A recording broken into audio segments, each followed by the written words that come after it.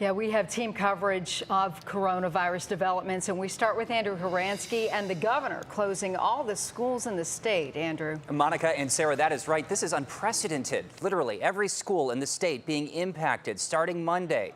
All students in Ohio, K through 12 on spring break. It will last 3 weeks. The governor began today with an almost dystopian announcement that coronavirus will spread before it stops.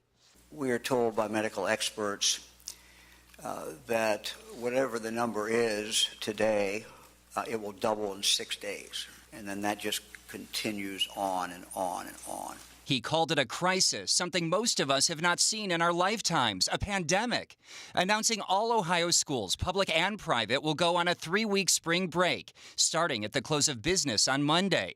It does not apply to preschools, daycares, or extracurriculars.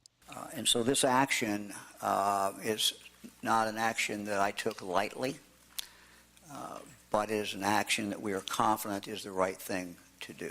We do not want to be in a situation where our medical providers are making life and death decisions of who lives and who dies. The governor said unless a child has a medical problem, their risk of death from coronavirus isn't high. But they can be carriers, posing a risk to senior citizens. The governor adding that his office will also look at stopping nursing home visits and that the request came from homes.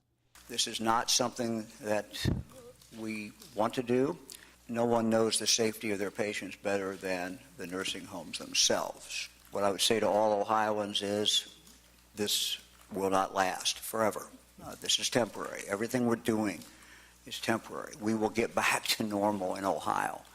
The governor stressed this takes effect at the close of business on Monday, those school closures. So he's saying there will be school that day and that the break begins after that. But of course, Monica, parents will want to confirm with their individual districts first. That's right, Andrew. And Ohio really leading the nation on a lot of this, too. We should be proud of our state.